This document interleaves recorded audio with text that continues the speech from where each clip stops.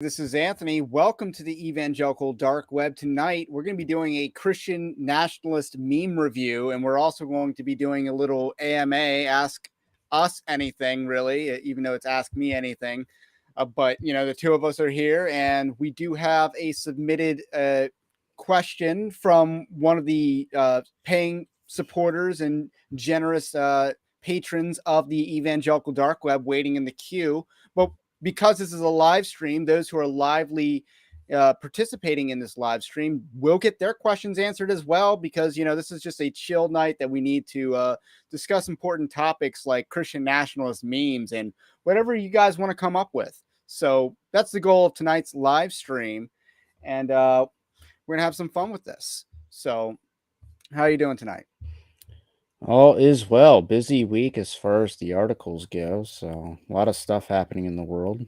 Yeah, it's a pretty hectic week as far as just a lot of stuff going on in the Southern Baptist Convention. It's been very messy and stuff, and a lot of little stuff. There's not a whole lot of big ticket items as far as story goes, but there's a lot of little items. And then you wrote a Southern Baptist article that will get published in the next couple days about their membership numbers and how bleak that looks. And then of course it's just been a pretty bad week for the SBC when they're both admitting that the sex abuse task force report was inadmissible hearsay, and really the only thing it's worthy of doing is being submitted as evidence for self-incriminating statements made by the Southern Baptist Convention, which will increase their liability. So that's they paid nearly $2 million, or give or take around $2 million just for that, and it's going to cost them a lot more than $2 million when all these lawsuits are said and done.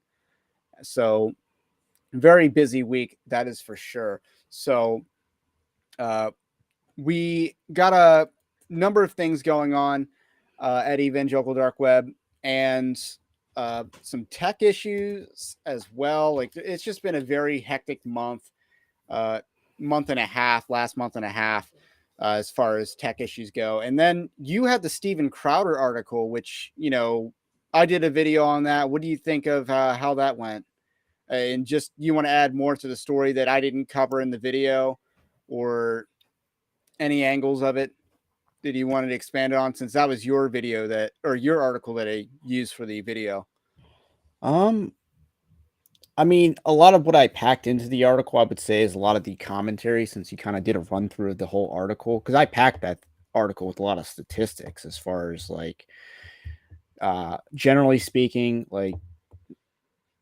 and I guess with regards to divorce in America, it's unknown what percentage of divorces in America are stemming from adultery. I mean, I think the estimates are from 20% to 40%. So there's no reliable data as far as how much divorce in America is caused by adultery. So that which, Christ says is just cause for divorce is is not really a known quantity as far as factoring in the impact of adultery in divorce in America. So Yeah, I thought it was weird. that's the one thing I couldn't really find for that article. I thought it was weird that the feminists would argue that fault divorce is a bad thing. Like, I thought that was wait, Yes, like, you don't want there to be at fault divorce? Like, you don't want that? especially since they would disproportionately benefit from such an institution. Yeah. I thought that was really nuts, but it's like, oh, that means you have to prove it. It's like, yeah, you should have to prove these things if you're going to make claims, especially because at fault does change the partition of assets, I think. Yeah, So, it'll impact in like a state like California. I mean, I was literally on like lawyer sites and they said, yeah, it doesn't matter in California. So, yeah, because they have no at fault divorce. no. So, it's pretty stupid. Pretty convenient for all the celebrities though. Very convenient for the celebrities. So we got some memes to run through. So I guess we're going to do the memes first while the questions pile up. We did get some nice questions submitted in the chat already. So what I've done is I've compiled a lot of memes from the Twitterverse, and a lot of the Christian nationalist memes that have been going around, I've compiled onto one article that we're going to be using is the evangelicaldarkweb.org article on Christian nationalist memes for review that's currently live. So we're going to be looking at it live. And one of the memes is obviously the thumbnail for this live stream. So there's going to be some history, and these are going to go in reverse chronological order because I got these off of the Evangelical Dark Web Twitter on the like section, and I just scrolled back through like late April. So that's the basis for how I collected these memes, just so we're clear. So don't forget to hit that like button as we get started, because here we go. So meme number one, we have and this is the best way to start it, is the makers of the best Christian nationalist memes, or CN, and makers of the best anti-Christian nationalist memes. Corporate needs you to find the difference between this picture and this picture, and then Pam Beasley famously saying they're the same picture. What do you thoughts on this one? It's a classic. I mean, I'll give it like a 7.5, just Well, because it's standard. It's ready to go. You didn't have to put too much into it, but it is kind of like a little left camp meme kind of thing, even though, it is, because the anti-Christian nationalists can't meme, and this meme was made to pretty much solidify the trend, because what we're doing tonight is actually documenting history, and the history that we're documenting is the impact of memes on public discourse in the conversation. So they started making, because the G3 crowd couldn't meme, Christian nationalists started making memes against Christian nationalism to help them out. It was very charitable. And this is an instance of charity, that you only find in the church. Like, this is, how you love one another, is like you're making memes for them because they can't meme. So Montana Viking comments, yeah, this is true, to help the other side out. And yeah, that's exactly what was going on.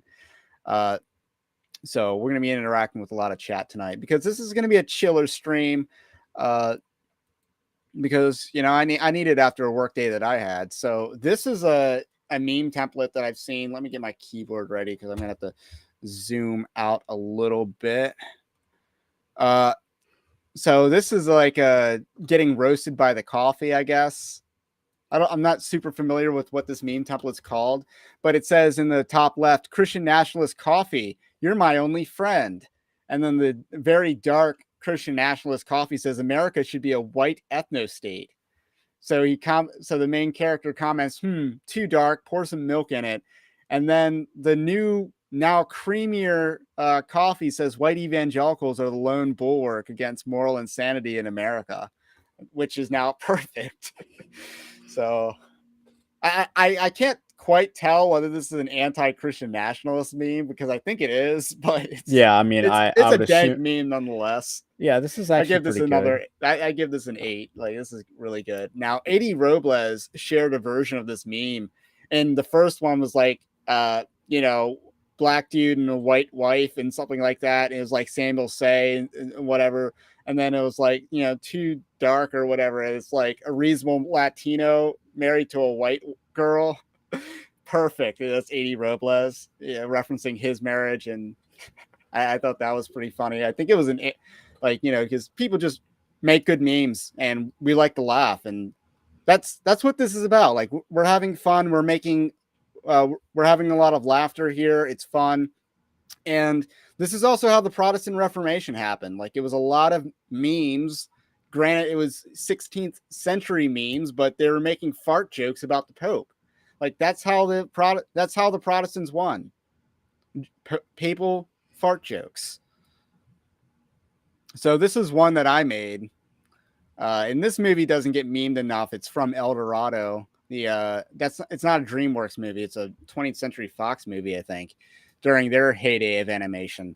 On one hand, Christian nationalism. On the other hand, mere Christendom. Kind of pointing out that Christian nationalism and mere Christendom are the same thing, and they're both gold. So what do you think of this one? This is my original. It is inspired by Brian Babe. She gave me the inspiration to go ahead and make this meme, just to give a shout out to her channel. So what are your thoughts? I'll give it an 8, just because the movie doesn't get enough love. It doesn't get enough love. So, and I think it's another 8. But Yeah, big fan of the memes that can come out of this movie because the actual template, because this is like a mirrored image, and the actual template is on one hand gold, on the other hand searing pain and death. I think is the line from the movie. So there's a lot more memes to make on this topic as related to that template goes. So we got the classic Gru explaining something or explaining his plan from Despicable Me. Uh, we attempt to, and this is from G3's perspective, because the tweet that I got this from said G3 be like, we attempt to dunk on Christian nationalism. There's a massive uproar on Twitter. We end up making more Christian nationalists. And then he's just doing a double take on how his plan's working out and, what exactly is the plan here. I give this one a solid 6. It's pretty standard meme. I like it, but, it's Yeah, I'll not. probably be the same way. It's a standard meme template. Obviously you're not, breaking the bank as far as creativity goes. And the next one's Stephen Wolf. It's a nice country you got there. Be a shame if someone Christianized it. And he goes into thug life meme. And the cover for his book is on the background, is in the backdrop of the picture. I think this is another, probably a 5, Yeah, but I was thinking I like 5, it. maybe 4. I mean, I mean, I like it. It's very niche though, because not everyone's going to recognize Stephen Wolf and what he looks like off. you could probably just have it just him with the thug life, and then just one picture, and it would probably be better. Nice country you got there. Be ashamed if someone Christianized it. Well, it's also kind of based off that meme where like the eyes get red at the end, but the maker of this meme went more thug life than laser eyes. So this is, a template that they're working with, but uh it's a little esoteric because you have to know what Stephen Wolf looks like, even though, and you have to know that this is talking about the book. It's still a great meme though. Then we got the is this a bird meme or whatever the actual line is. I don't watch anime. Is this tyranny? It's referring to God's law. It's the butterfly meme, and it has Michael O'Fallon trying to respond to the meme of Christian nationalism gooder than transing kids. Like that's the meme that Michael O'Fallon is trying to respond to, and he says liberty gooder than tyranny. So is this tyranny pointing to God's law? That's an excellent response to Michael O'Fallon's and sentiments. and therein lies the disconnect, is that the entire, I guess, hostility to the idea of Christian nationalism. It's either A, centered on this hatred of nationalism, or B, centered on a hatred of applying God's Christianity. standard as applying God's standard as legislating morality. And when every law legislates morality, Every law. yeah. So So it's just, it's almost pathetic that, this tweet is basically just, it's basically Mike O'Fallon going David French and saying, liberty gooder than tyranny, because you'd rather live in a liberal democracy than a theocracy where you don't have a vote, even though not like your vote even matters in a democracy. So hey, right. And again, I don't dislike Mike O'Fallon, but I do think he's kind of losing it. And on this topic, nonetheless, and we talked a lot about Mike O'Fallon last week, and I didn't know that he was an event planner for Big Eva all these years. So that definitely explains a lot as to why organizations like G3 are really trying to take the mantle of being the next Big Eva, because I think the Gospel Coalition has peaked. They can't do a lot of, like, they didn't do the Together for the Gospel conference, or they did their last Together for the Gospel conference or something like that. So they aren't doing a whole lot of what they used to be able to do. And it just shows that their time is coming to an end. And I was just thinking of making a meme. So I was thinking about making the meme about how, John the Baptist says, he must become greater and I must become less. Like TGC thinking that way, or the Gospel Coalition thinking that way about G3. They must become greater and I must become less. So now we have a just a masterful meme video just making fun of the enraged G3 brain trust. And this is the German. I don't know what movie this is from, but this is a thing about Hitler having a breakdown. This isn't Inglourious Bastards. I don't know. I've never seen Inglourious Bastards. Es ist dem Feind gelungen, die Front. Is that too loud? So Might lower it a tad bit.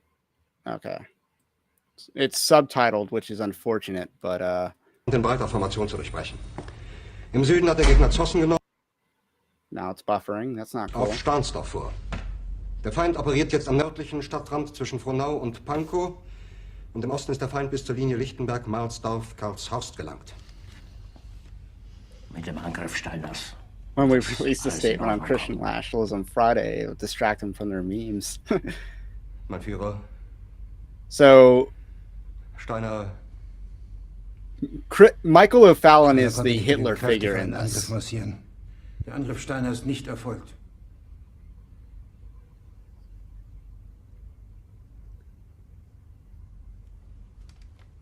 Oh, it's getting pretty tense in here.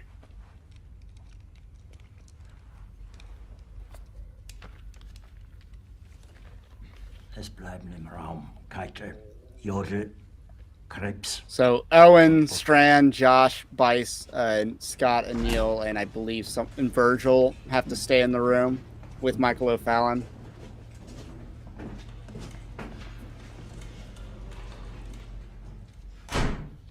Das war ein Befehl! Der Angriff Steiners war ein So they're Befehl! making fun of Fontgate. Wer sind Sie? With the statement on Christian nationalism and the gospel, they're making fun of the font, or the reaction to the font of it. Das Militär hat mich belogen! Jeder hat mich belogen, sogar die Which, SS! fun fact about that statement, it was more about Founders Ministry. Mein Führer, ich kann nicht zulassen, dass die Soldaten, die für Sie verbringen... Ist das Feiglinge! Verreiter, Versager! Mein Führer, was Sie da sagen, ist ungeheuerlich. Die Generalität ist das Geschmeiß des deutschen Volkes! James Sie Lindsay ist ohne Ehre! made fun of here. Sie nennen sich Generale, weil Sie Jahre auf Militärakademien zugebracht haben, nur um zu lernen, wie man Messer und Gabel hält. Jahrelang hat das Militär meine Aktionen nur behindert. Es hat mir jeden nur ersichtlichen Widerstand in den Weg gelegt. Ich hätte gut daran getan, von Jahren alle höheren Offiziere liquidieren zu lassen, wie Stalin. Wow. Ich war nie auf einer Akademie. Do you recognize this movie? Doch habe ich allein auf mich gestellt. It might actually be a foreign film. Erobert. You guys are speaking in German. Verräter. I mean, that's like the best thing about European movies is that, or a lot of European movies, they do the vernacular Es wurde ein language. ungeheurer Verrat geübt am deutschen Volke. Aber alle diese Verräter werden bezahlen. They won't even Mit listen ihrem to James White eigenen anymore. Blut werden sie bezahlen. Sie werden das saufen in ihrem eigenen Blut. Bitte gerne. Jetzt beruhig dich doch.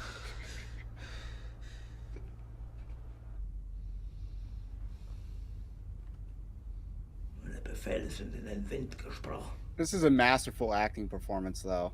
Es ist Like, I don't know what movie this is, but this is a really good acting performance.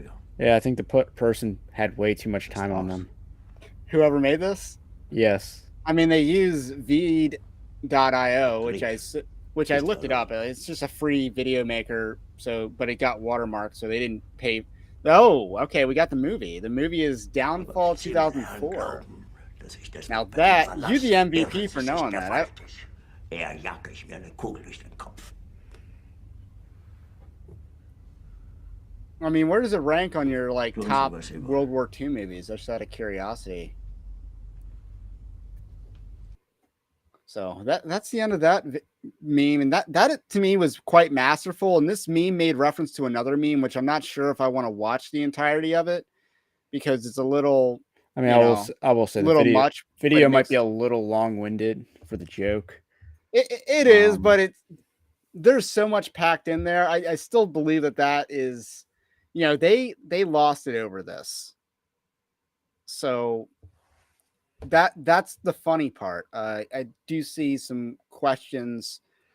I'm going to answer these questions since we're on the topic of Christian nationalism. We're not going to talk about it the entire night unless you guys ask questions about it. But I will answer this question because it's relevant to the discussion. What is a Christian nationalist? And Christian nationalist is obviously someone who believes in Christian nationalism. But what is Christian nationalism? Art Rolling and working definition is someone who wants to Christianize a nation either by establishing or restoring a Christian heritage to a people, an ethnos. And they do this through three methods: evangelism, just standard preaching of the word, and establishing of institutions, and aligning civil law with the law of God. So that is my definition of a Christian nationalist. It lines up really well with Stephen Wolf's definition. It's just worded differently, but I believe it's going after the same goals. And then a pietist is someone, it's kind of very similar to like R2K theology. The idea of being so heavenly minded that you're of no earthly good. This idea that, the world is evil and spiritual matters are the only thing that we should be focusing on. So they're more focused on private holiness, which isn't a bad thing, than they are of public good in a way. So they don't believe in, say, taking Christianity to the public square. They mostly believe in private faith, individual faith, but at the expense, and that's the key distinction here, at the expense of being Christian in a public context. Yeah, it also should be And noted that pietists would think anything outside the sphere of the church is pretty much bad. I mean, that's where the whole language of separation of church and state comes from. The church is one you have the garden of God, and then you have the garden of the world. And the garden of God is the only one you want to really focus on. You don't focus on the world. The And world's I'm answering separate. this question now because we're memeing about this. So that Hitler meme was like that, making fun of Fontgate, and I thought it was pretty good. John says, "He who has two memes, let him give to him who has none." I think that's very well done. And then Pedro Garcia says the trad cats would be undermined by Pope Francis. I think that's very true. I don't know. I think Christian nationalism is fine as long as it's not run by Eastern Orthodox, which I assume is what he means by EOs. And then trad cats would be undermined by Pope Francis. And he's right to say that. First of all, I think the whole conservative Eastern Orthodox thing is kind of a myth. Like, as a voting bloc, they're not that conservative. I'm just being real. They're not that conservative, at least in the United States. Maybe in Eastern European countries, that's a much different story. But in the United States context, Eastern Orthodox are not a conservative voting bloc. I think they're pretty much around the same area as Catholics. Oh, I mean, trad casts are different than like the rest of the Catholics. So, I mean, there's speculation of a major division going on with the Catholic Church in the next generation, with the Germans pretty much going rogue. Yeah, the Germans are going, they're pounding their fists on the table in Catholic Germany. Pedro goes on to say, pietists also have a very bad track record on assurance of salvation and pin it to their own perception of their sanctification for assurance rather than God's promises. That's an interesting analysis. A lot of those, I mean, pretty much a lot of them aren't Calvinists, or in America, a lot of the General Baptist sects aren't Calvinists. So when they go off the reservation of eternal security, yeah, you kind of get the whole "you can lose your salvation" mantra. All right. So in this meme here, we got some schoolyard boxing going on with another kid in the background just eating popcorn. And it's Reformed people punching Reformed people, and then watching is also Reformed people.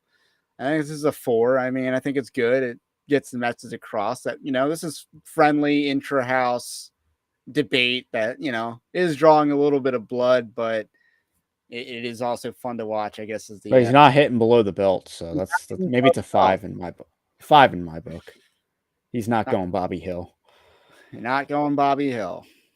So this one is one that I shared on Gab. It's Christian or pagan nations. If you've ever seen that episode of The Simpsons where Homer climbs that mountain, I guess it's Mount Springfield or whatever, and they hire this energy bar company hires like 2 Nepalis to help him climb this mountain.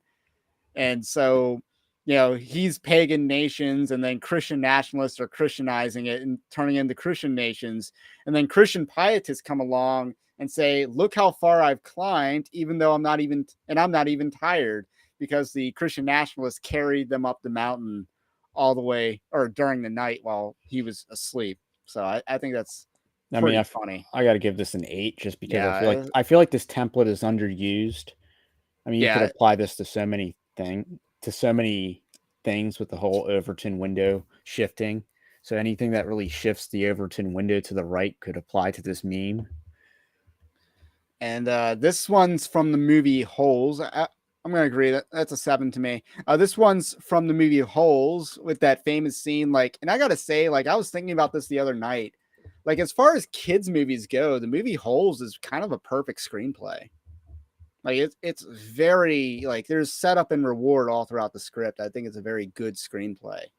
And it's the meme with the Sigourney Weaver's character as a child, the flashback scene. And it's young Christian nationalists. I'm tired of this, Grandpa. And then the evangelical boomer cons reply, that's too damn bad, just like in the movie. So I think that's a pretty solid meme there. I like the reference. And I do think it pits, because the kernel of truth here is that there is a disparity in that there's a distance here between the young Christian nationalists and the evangelical boomer cons that I think this meme is pointing out. And the evangelical boomer cons have a lot of institutional control. And I think that's what this meme's getting at. Oh, and the other thing is they grew up with I guess, very disillusioned to America, or I should say that the new generation is more disaffected with America. So they were versus the boomer generation, which grew up with this heightened image of America that just isn't true or no longer exists. So I think that's the huge difference. And that's the barrier that has to be overcome, is you have to basically instill into an entire generation that their understanding of America that they've known for most of their life is a lie, or is just no longer true, that the country that they grew up in is dead. Yeah, I mean, a lot of people think that America is an idea. And one of the things that separates Christian nationalism from the rest, or from the conventional wisdom that a lot of us were taught, is that Christian nationalists believe that America is a nation, and that a nation, or America should be a nation, and that a nation is a tangible concept. It's not just a intangible idea. I do want to read this comment. Pedro Garcia, not Gonzalez, says that Calvinism is not immune from pietism. With pietist Calvinists, they do obsessive fruit checking and constantly doubt whether or not they're elect. Some of them determine they are unsaved. And I don't know if that's true in a self-retrospective sense, but I do think that's true for other people, or in how a lot of pietist Calvinist view other people. We know that Calvinist and pietists can be in the same camp. We see that with R. Scott Clark and John MacArthur to a large extent. Well, I guess my point was more in line with the Anabaptist traditions, that Anabaptists are very pietistic. So that's. But then a lot of R2K theology started in Lutheran, and pietism largely stemmed from Lutherans as well. So you got the Anabaptists and their R2K ideology, and then you have the R2K theology that separately grew out of Lutheranism. So I mean, but generally speaking, it's a both. Any branch of Christianity might think that might question their own salvation. I mean, that's the entire origin of the Protestant Reformation, is Martin Luther not knowing how he was saved, and then he comes to the epiphany. He goes through every step he could imagine, and then he comes to the epiphany of justification by faith. So the entire Protestant Reformation is based on the premise of how to know that you are saved. Yeah, it's about justification. So then we got the Bendel Wary video, which is about new developments in the Christian nationalism controversy. And this is the one with the Mexican man laughing. I don't want to really play this one because it's just going to be obnoxious to watch for like a minute and a half or however long it is. Like I'll get winded through it. But this one is very it set off a lot of conversations. This one got James Lindsay's panties in a huge twist, and the level of impact that this meme had was huge. The Bendel Wary video, which I don't know where this video is from. It's not from a famous movie that I know of, but have you seen this one? No. No, well, it had a huge impact. We're not going to watch it just because of time and other stuff. And I'll get to some chat here. Montana Viking points out that John MacArthur did make a bold stance when the state declared COVID-19 lordship over Grace Community Church. Yes, after about 4.5 months. So, yes, but John MacArthur had to overcome the teachings of John MacArthur in order to get to that point. Before that point, I believe it was around April or May, they were arguing a very obscure interpretation of Hebrews 10:25 or 24 and 25, 10:24 and 25 to justify not meeting for worship. So that's what was going on before that. So we don't want to forget history, but he did make it cool. Not enough though. I wish that John MacArthur's taking a stand had more of an impact than it did, but yes. But prior to that, he was pretty radical pietist. I think that's just objectively true in the theology of John MacArthur. But he's sanctified and become better, so that's also something that's worth pointing out and praising God for. Like I read an article that said, "Rejoice." John MacArthur has invoked the doctrine of lesser magistrates. So, like I said, these memes are going in reverse chronological order. So the Hitler video that we played is references his Bendel Wary meme. And then we got this meme right here. It's a flex tape or whatever, where the dude slaps a piece of tape on a leaking vessel of large container of water. And it's about Medeva plugging this hole of Christian nationalism advancing by calling them racist. So I think this is pretty much what happened. Yeah, pretty much. I mean, that is exactly what happened with that Stephen Wolf tweet about voting blocks. Changed the tape to the lone bulwark of white evangelicals.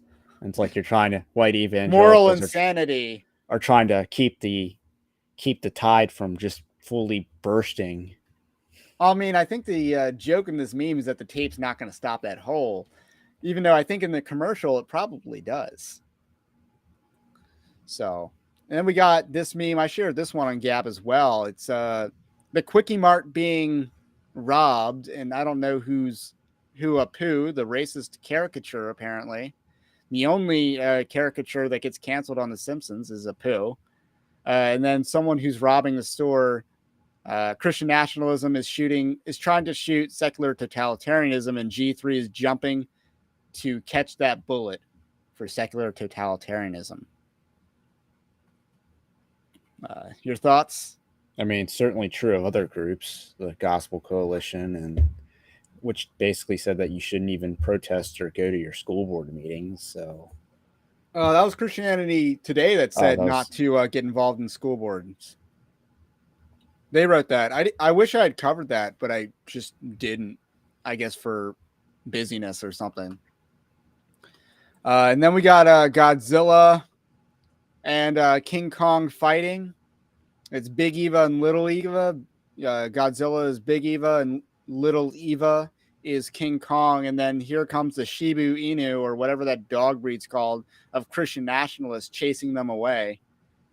Thoughts on this meme? Any good? Might be giving it a 4. It's just not a good. It's not really a good reference in general. Yeah, it's niche if you're into the MonsterVerse, but I'm not, so it just doesn't go over that well. This is from Rhett Koppel, who's the meme lord.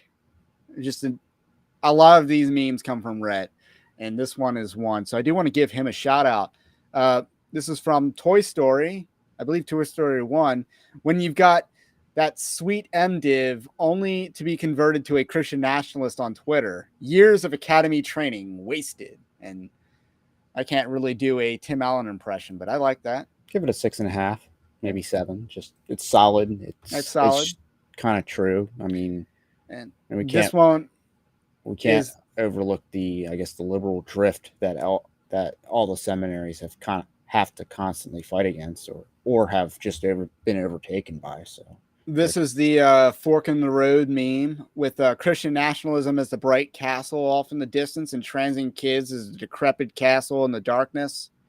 I don't know if you saw the version of this where they did like a third way in the middle. Yes, and I commented, third wayism has been tried and it was always woke. Like, that was just so stupid. Like, no, that's called third wayism, and we explicitly reject that here.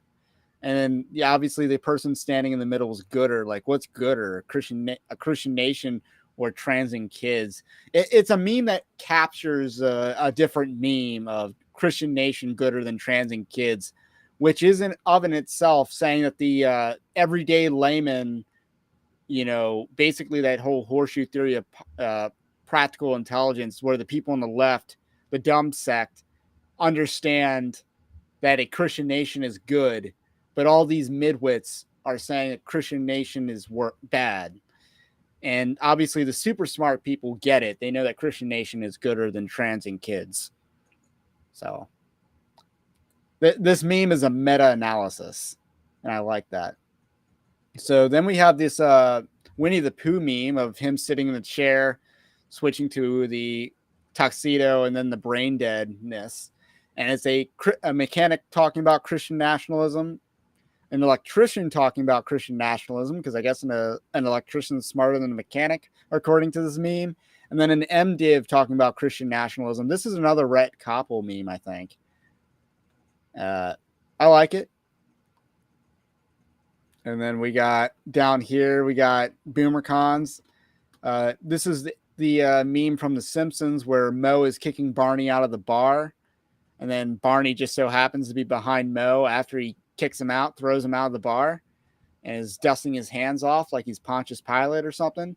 So BoomerCons are throwing the religious right out of the bar. And then behind Moe, or behind the BoomerCons, is the Christian Nationalist. And they're about to reap their vengeance or whatever happens at the end of that scene. I don't remember that scene from The Simpsons. I really like this meme. This is an 8 for me. Yeah, can't go wrong. Classic Simpsons. Yeah, you just can't. And then I believe this is the last meme. It's the title image of this. I don't know who did this. This might be another Rhett Koppel meme. I'm not entirely sure. But it's Pietist or Squidward looking at the window while the Christian nationalists are laughing at memes. That's SpongeBob and Patrick. And I'm a sucker for SpongeBob memes. I love me some SpongeBob memes. So this is good. I'm feeling it. So this is a 9 because of how prescient it is.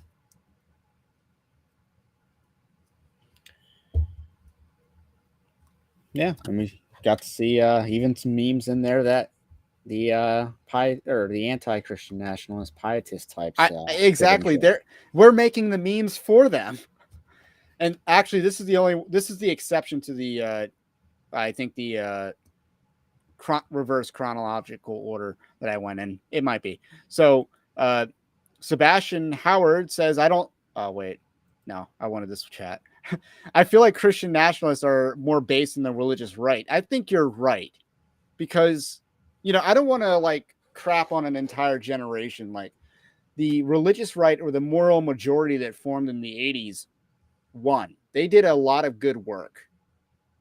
And the reason why we know that is the people who grew up in the 80s Gen X, when they're getting into power in the state legislatures and a lot of Congress, they're more conservative than than the old guard. And that's why you saw these Gen X politicians push a lot of the good pro-life legislation. It was a generational twist. You had to get that old guard out, and the younger politicians that want to actually fight the issue of abortion and overturn Roe v. Wade. So the Christian nationalists, to some extent, are building off of that. Well, more based. I mean, it's just simply because, it goes back to that generational thing. Like, if we're going into issues that would be described more as based than strictly Christian nationalist, I mean, you got the whole anti-monetary system of like the Federal Reserve. They're more likely against that. Obviously, more conspiratorial with regards to the government and CIA. And again, the whole disillusionment with what is America as a concept or even a nation.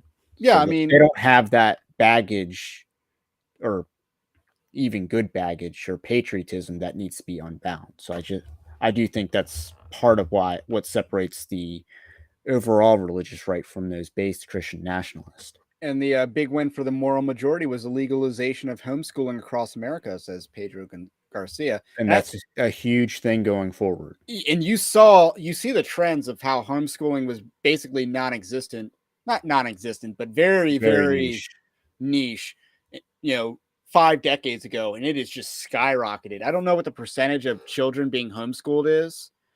I mean, you saw a lot saw a lot of people not return to public schools after COVID. So I mean, like homeschooling it was probably a state by state issue whether it was illegal before that, just to answer this question, but it was very niche and it had to get expanded as well. And I guess maybe if you were too far away from a public school, but so it's around 10% now, which is huge, and it's growing. It's because again, you got a whole generation of trad families that aren't going to send their kids to public schools. So it's going to be bigger and then the homeschooled Christians aren't going to send their children to homeschool, or they're not going to send their children to public schools, and then they're just going to expand. And that's going to create a more based generation. Now, we weren't homeschooled and we turned out pretty based, but we definitely know people who were homeschooled that didn't turn out as based as us, which is a high standard, if I do say so myself. But there's a lot of factors going on, but you just really reduce your chances. And I guess the other thing you got to do if you're going to homeschool is you can't completely shelter them from the world. Like you got to expose them to what the world has and prepare them for it. Consider it like spiritual warfare training. And occasionally you need some live fire exercises, if you know what I'm saying. And then Andrew Costa says that Squidward himself is a great caricature of the pietist, almost poetic, really. And I love me some Squidward. He's definitely one of my favorite characters on SpongeBob. And a lot of the best memes, or a lot of the best SpongeBob episodes are SpongeBob and Squidward based. So that takes us to the end of this article, which was a lot more memes, I think, than I usually put in these types of articles. So I guess we're going to now transition into the more Ask Me Anything portion of this. So let me just submit your question to the chat. Anthony, your screen's up. I did some. All right. So you figured that out. I'm going to hit this question from the beginning that Doctrinal Watchdog submitted before we even started this stream, and it's relevant to the Christian nationalism discussion that we had. Would Josh Bice prefer Joe Biden over the Christian Prince? We think yes. And again, I'm not entirely sure because they aren't necessarily making their position super clear. They're just making very inconsistent, incoherent arguments against Christian nationalism. On one hand, they're arguing that all the Christian nationalism is inherently pedo-Baptist and post-millennial, despite the fact that Stephen Wolfe is a millennial and so is William Wolfe. And there's a lot of, we had Sam Jones on last week. He's pre-mill Dispy, I think, is what he said. And I'm not pre-mill Dispy or post-mill. So these are all, that's a canard. And then is Paedo Baptist? Well, that's not true either. And on the other hand, they're trying to argue that Michael Flynn is the captain or general, in this case, of Christian nationalism, that he's the leader of Christian nationalism. And do you honestly think that the Michael Flynn crowd wouldn't that skew charismatic? Yes, which it would skew heavily charismatic. Do you honestly think that the Michael Lindell, General Mike Flynn crowd is Paedo Baptist and post-millennial? I would think that they're Credo Baptist and pre-mill Dispy, if they're Christian at all. So I think that's a huge, like, I don't know what their position is, because they're just trying to argue against Christian nationalism with entirely incoherent arguments.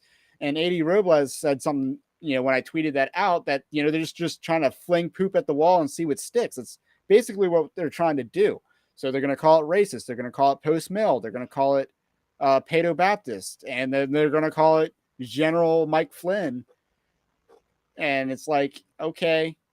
And they're basically going to label it QAnon or something. So again, there's not a coherent argument.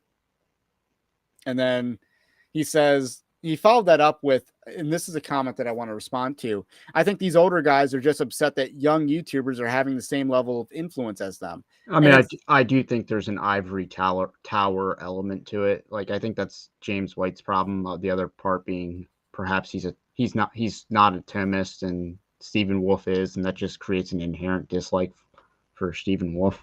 But that's, I mean, James White went full boomer when he was against memeing. Yeah, I mean, that was really cringe. I was uncomfortable to watch.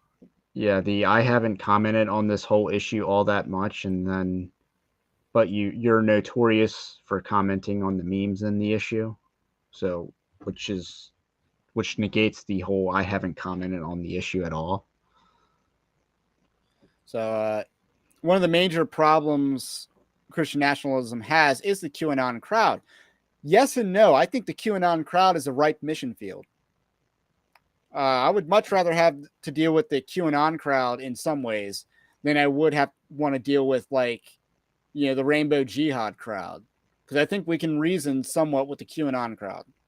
So I think that's a ripe mission field. And then obviously, he points out Greg Locke, and Greg Locke, again, he's a caricature that was elevated by CNN. There's a reason for that. So, but back to the idea, like, Scott Aniel's YouTube channel is smaller than this one. Pretty interesting. Yet he wants to talk down on these other people. He doesn't want to engage with every Tom, Dick, and Harry or whatever he said. And it's like, your platform is nothing basically without G3. Like, am I wrong about that?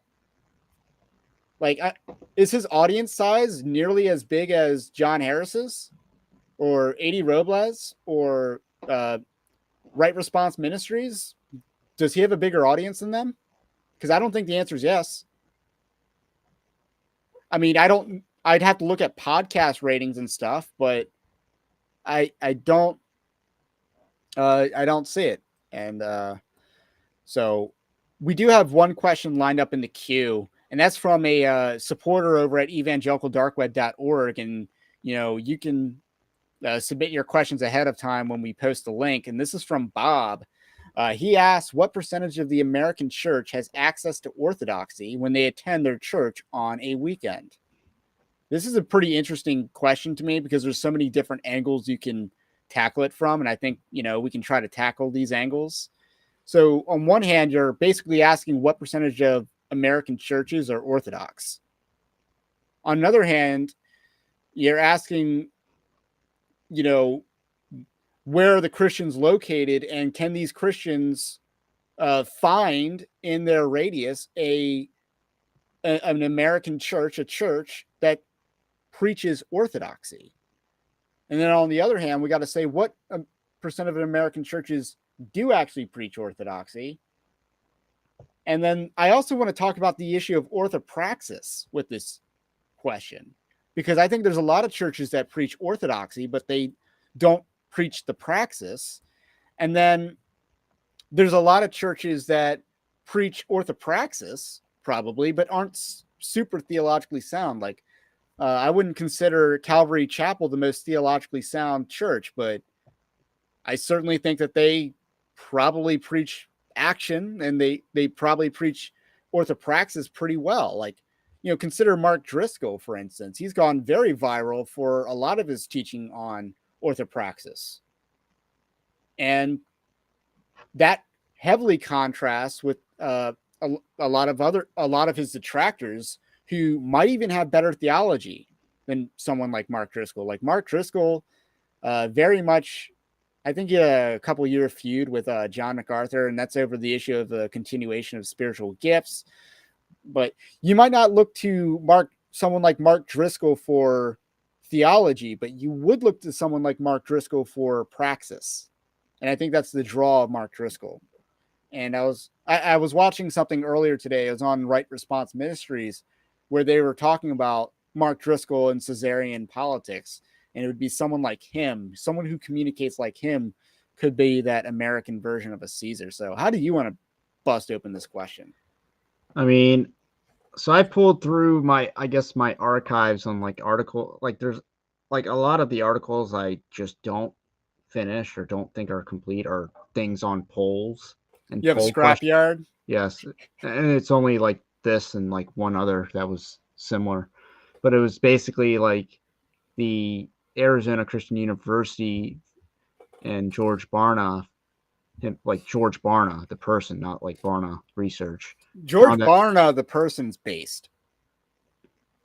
Not to be confused with the Barna Research, but they released a result saying 37% of American pastors possess a biblical worldview. The other 62% possess a hybrid worldview. Heterodox. Well, they call it syncretism. Okay. And they break it down in between mainline Baptist or mainline Protestant, which is like American Baptist, Episcopal, Evangelical Lutheran Church, Presbyterian USA, United Church of Christ, Methodist. So that's your main line. Then you have like Evangelical, which is a lot of your Baptist, and including the SBC, and the Lutheran Church, Missouri Synod, and the PCA. Then you have traditionally Black, Charismatic, Pentecostal, and then Holiness is the last one. What's Holiness? That is the Christian and Missionary Alliance, Church of God, Church of the Nazarene, and Seventh-day Adventist. Okay. And I guess the original title was basically whether non-denominational pastors are better than denominational ones. And, it was like on abortion, human life is sacred. And it was like 90% agreed with non-denominational pastor, 62% evangelical, 68% mainline, and then Catholics, Pentecostals, Black, and Holiness were like below 50. Or actually, Pentecostals were 55. But so then you have like reincarnation as a real possibility. And only 33% of non-denominational pastors agreed with that. But if you go towards the Black denomination, 70%, which that is 70% believed reincarnation was a real possibility. Like Eastern Avatar, The Last Airbender reincarnation. Yeah, or some form of Hinduism. I mean, if you kind of look at how, if you watch Black Panther, particularly the second one, where they show like astro projections of the ancestors, that's pretty. That's a lot of that very African or even just other Eastern religious practice or beliefs. But the idea of like being able to communicate with your ancestors, or even like Lion King, where your ancestors are in the stars.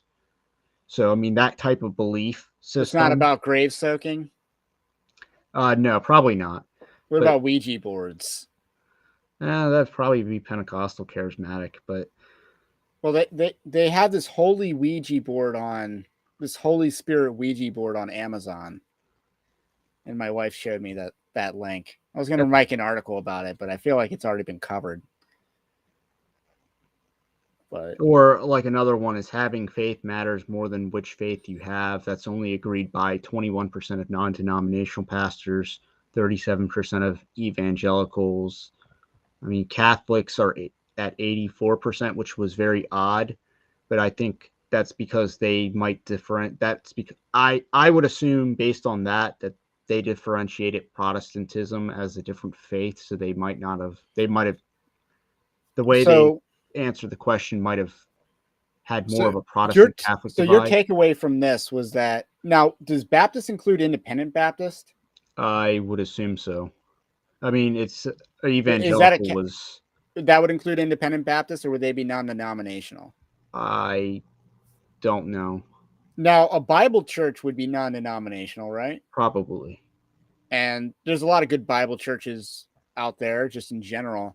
So maybe they're part of the leading the crowd, but it sounds like you're saying that the research, this poll by George Barna and Arizona University, basically says that non-denominational churches are the most solid Yes, as a whole. as a whole. Keep in mind that's evangelicals, and we kind of went in order. Evangelicals the second most, and that has like PCA, Disciples of Christ, Evangelical Free Church, Lutheran Church, Missouri Synod. And these aren't even all bad denominations, but they all have their, and so do non-denominational churches. They all have their struggles with, the social justice gospel. They all have their struggles with, prosperity preaching. Like non-denominational, you would think that prosperity gospel would be a pretty big issue there, right? What, prosperity gospel? Yeah, like that would They be a had a pretty big question issue on that, under. Okay. but So just to respond to some comments here, I'm not sure. Yeah, I'm not sure. This is Defender of Cross saying, I'm not sure we want to get our orthopraxis from a Pentecostal movement steeped in fraudulent heroes, heresy, and weird practices. And that's the thing. We don't. We don't. Or a lot of us don't. I don't want to speak for everyone. But we want to get it from somewhere. And I guess the question is, why is Mark Driscoll saying things that a bunch of people with better theology aren't saying? Like, why are these people with much better theology than someone like Mark Driscoll not taking as bold of a stand? That's the question. And part of it is, there's a talent disparity. Like Mark Driscoll's a talented orator. He learned from Chris Rock how to communicate, not from seminary. So that's part of it. So there might be a talent disparity. And then Pedro says that Pentecostalism is all over the place. It is. Like, we got to recognize that Pentecostals are probably one of the biggest blocks in evangelicalism. well, I know when I did research on Britain, like the United Kingdom or Great Britain, Pentecostalism was the only sect of like Christianity that grew over the last 20 years. Obviously, you'd have like probably a lot of African immigrants that might be Pentecostal immigrating, but they have Hillsongs in UK. yes, they also have Hillsongs. So that's the only one that's growing, and that could be. I mean, that bears a lot of problems in and of itself because they also have Bethel. But is that the rank and file cause of the growth? Are these international megachurch corporations, or is it just they're getting a suburban megachurch movement too in the UK? I don't know anything about that.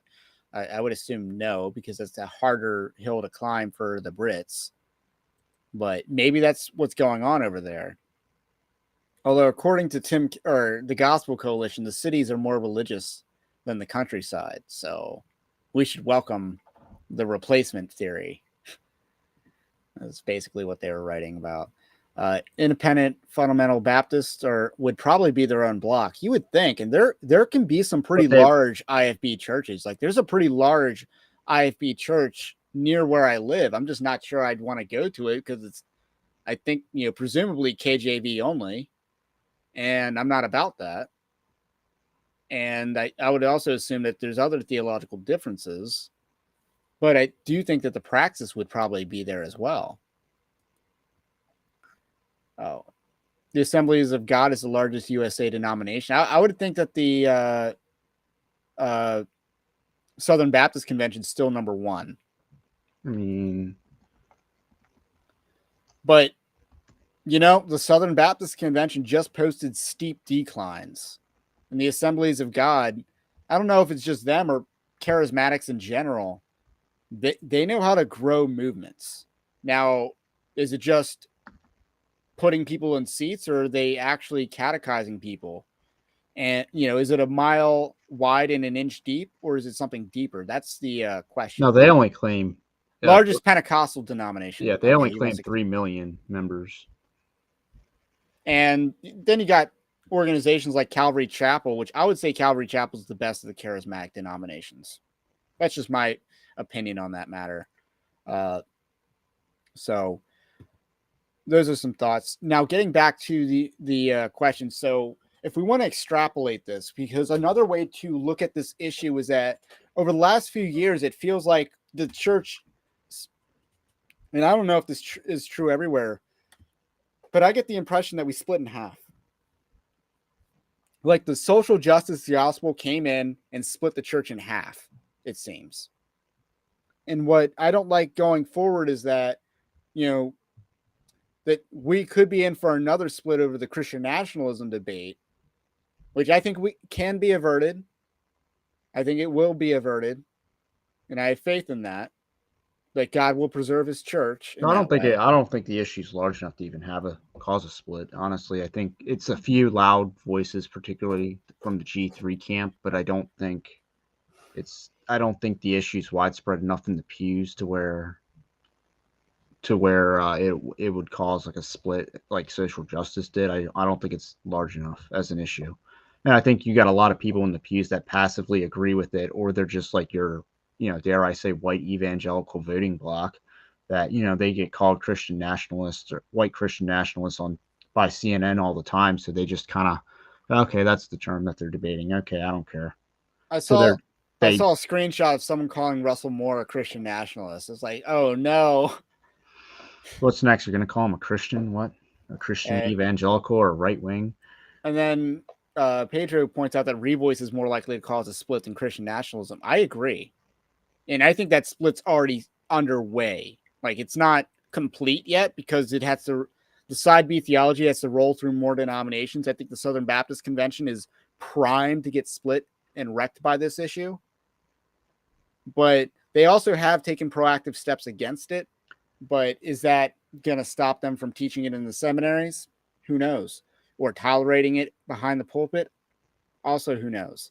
So I don't think Christian nationalism will cause a split. I think it will create a turf war for, who's going to be the replacement for John MacArthur's influence. It's going to create a turf war for things like that. It's going to, who's going to be the counter Big Eva. I mean, I guess that would be Vodi, but I don't. In Zambia, no, he's not going to be it. He's going to be like a mega microphone and mega voice, but he's not going to be helming a counter Big Eva. And you see that with like John Harris. You give him a shout out. He's trying to create like a bunch of organizations that are going to counter Big Eva. He wants to create a replacement competitor to the Gospel Coalition called Truth Script. And spoiler alert, he wants me to write an article for them when they launch. So might have a new writing gig. And then Patriot comments that Doug Wilson will likely take over John MacArthur's place. I'm going to disagree. I think his audience is too small. I think he's also maybe damaged goods in a sense. I mean, yeah, MacArthur's like, renowned for being very anti-charismatic, but that's that's MacArthur's thing. And I think Doug Wilson does an excellent job of bridging the gap on that issue by emphasizing how we're supernaturalists as Christians. So maybe Doug Wilson could bridge that gap a little bit. I just think might be damaged goods because he's been around a while, so a lot of people have a lot of opinions on him. So I got a screenshot on my phone, so I can't just share it here. But it's of R. Scott Clark, who's like the vehement anti-Doug Wilson guy on Twitter. And he has like 12,000 followers on Twitter or something high, and he gets zero interaction on his tweets. Like, there's a tweet, and I took a screenshot of this tweet. It has 2,000 or 2,212 views and only 16 likes. It's like the interaction on this R2K mentality, and that's really the biggest objection to Doug Wilson's R2K.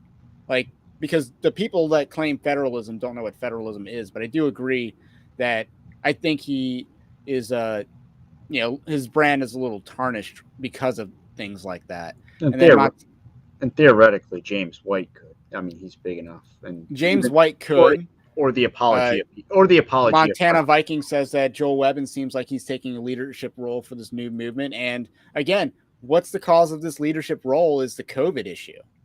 Branch Covidianism is what separated is what separates the Christian nationalist from the pietist. Like, it's the Branch Covidianism issue.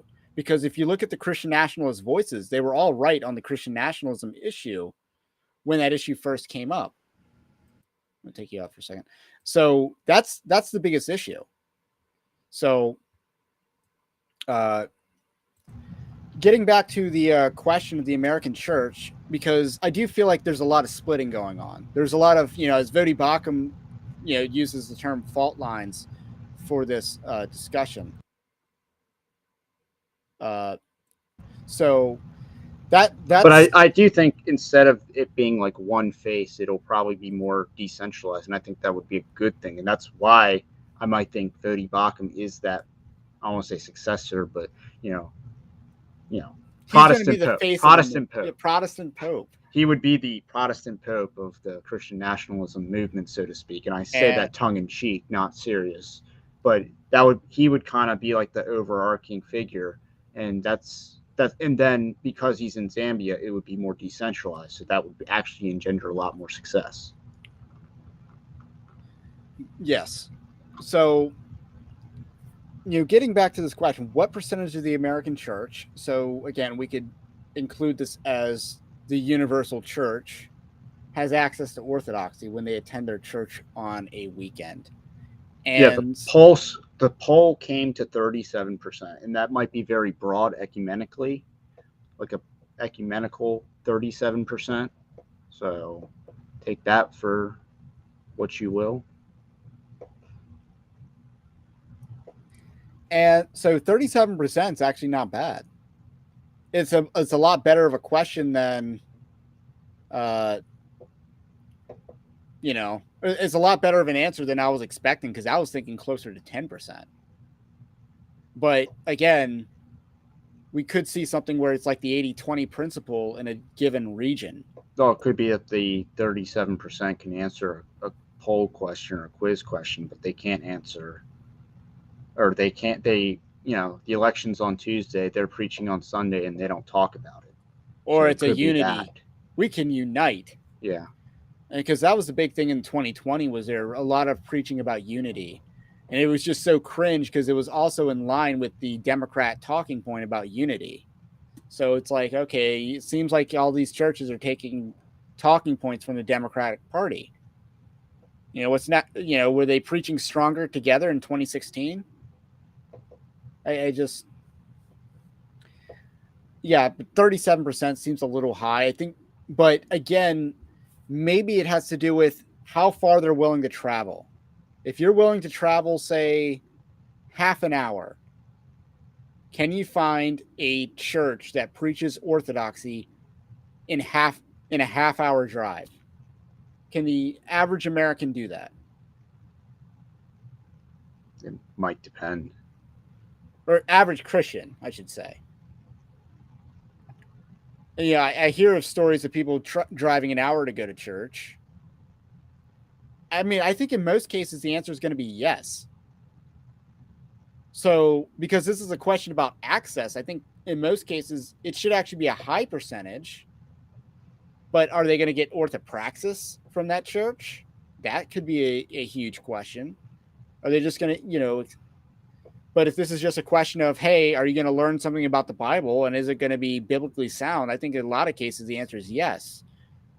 But finding that which doesn't also dilute the gospel and doesn't water down teachings or introduce false teaching, that's a much different question. You definitely do see, and we've talked about this on live stream with the chat a lot, that you have these areas in the country that are so post-Christian that the churches are actually very strong. Now, might not be a super large amount of those churches, but those churches, they're there because they want to be there.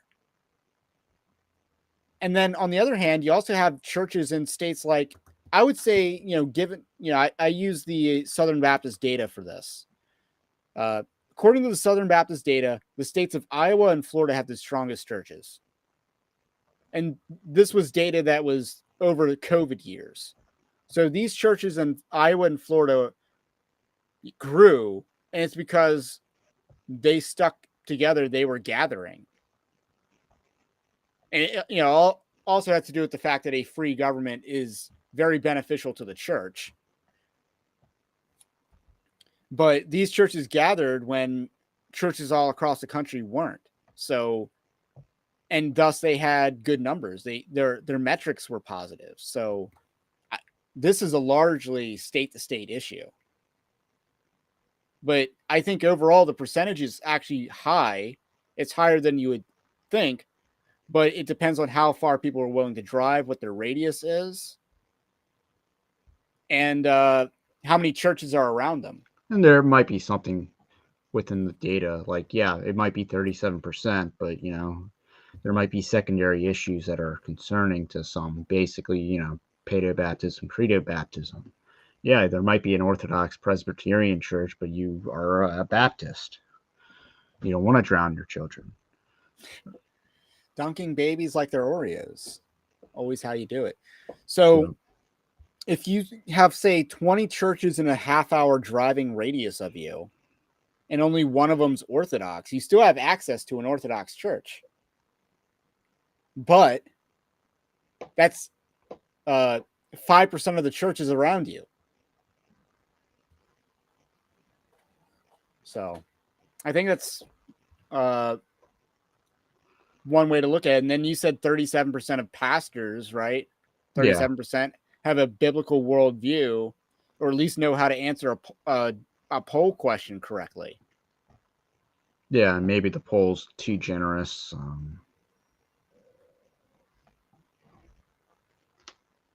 Then I think we've kind of wrapped up that section there. So John Harris is probably the overall leader of the movement. I don't think so. I think he's doing great work. I don't think he's the overall leader. I don't think he would say he's the overall leader, but he is doing things, and I like that. I like the people who are doing things. Here's a question from Montana Viking. How big is the tent for Christian nationalism? Are Roman Catholics in, Pentecostals, Charismatic, Mormons, unbelievers who agree with having Christian laws instead of transient of the kids? I wonder if that's an autocorrect.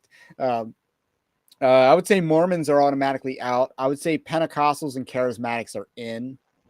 And I don't think, because I don't consider them not believers because they can believe in the continuation of spiritual gifts. I will have an issue if they say in order to be saved, you have to speak in tongues.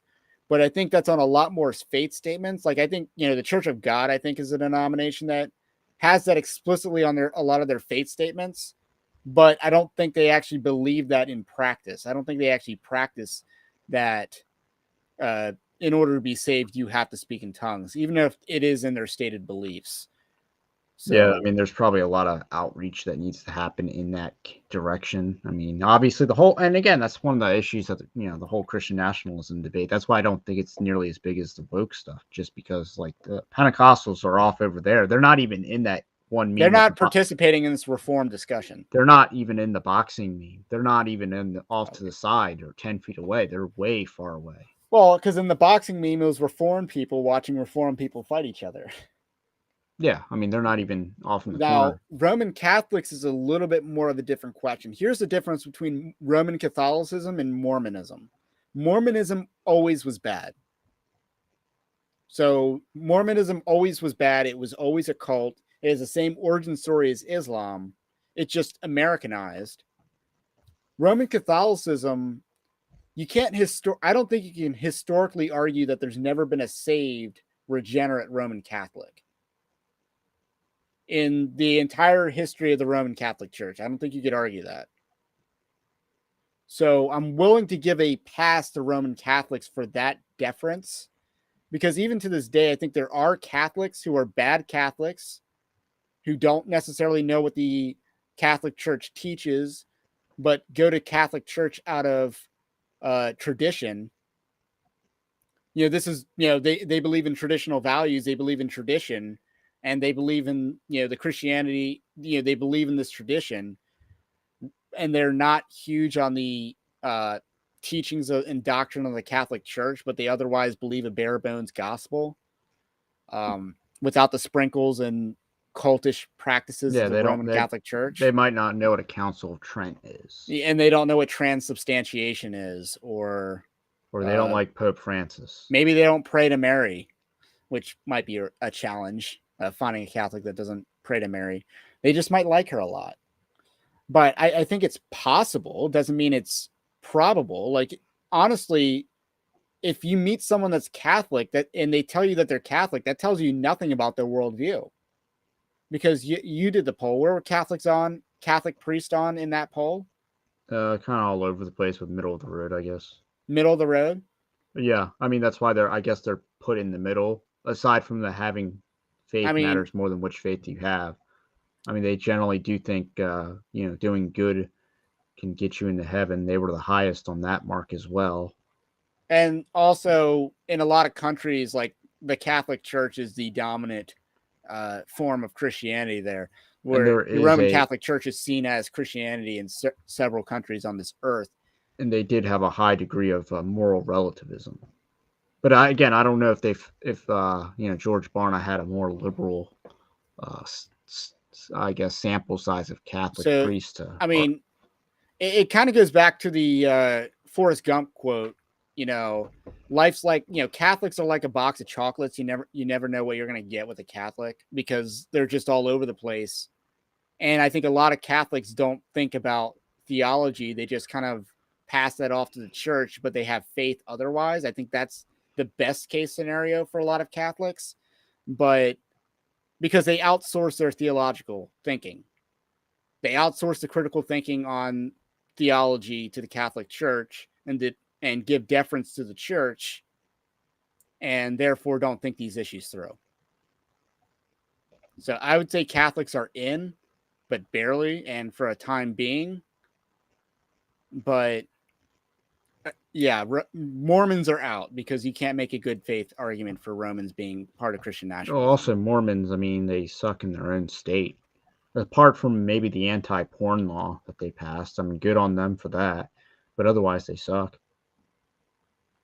Now, Pedro Garcia has an interesting comparison. Asking saints in heaven to pray for you is not nearly as bad as Nostra Aetate, which I believe, going back to your reference, that has to do with the icons in Eastern Orthodoxy, I think. And then the revoice being, so side B theology. Yes, I would agree. Side B theology is a lot worse. The other thing is that I believe Catholics have a different definition of worship. They believe that worship equals sacrifice, which is why a Catholic would argue that they don't believe that they are worshiping Mary when they pray to her, which I would say, hey, prayer is part of worship. So is singing. And so is reading the Bible and meditating on scripture. These are all worshipful acts. So Protestants and Catholics have a different view of worship. And Pedro follows that up with asking saints for intercession is on the level of continuationism, to be honest. That's, again, an interesting perspective. I'm not sure I'd go that far, but I think we need to ground theological debate in perspective. I mean, if I'm thinking about Catholicism, that's like low on my list. Nostra Aetate is part of the Vatican II, which says very sussy things about Judaism and Islam. Okay. I guess on the level of that they worship the same God, just doing it poorly, I guess. So any other questions in the chat? Because we're at the low end of how long these live streams go. I'm going to search through the chat to see if I missed any questions. that I sandbagged for later in the chat. We got some homeschooling questions. Let's see. No, I believe I've covered every question in the chat. So, like I said, Evangelical Dark Web is a Christian news gathering and commentary ministry, and you can support us over at evangelicaldarkweb.org/join. And you can submit your question when the next time we do an Ask Me Anything, and we'll spend more time on it, just like we did the question that Bob submitted. Pedro has a question: are IFB in the Christian nationalism? Obviously, like IFB is going to be. I think they're going to be hardcore Christian nationalism because they're probably the super conservatives in the first place. You know, how many liberal IFB people are there? Like the IFB is going to be a voting bloc among the Christian nationalists, I think. So, anything else? All right. Well, anyway, have a blessed night, and we will catch you on the next one.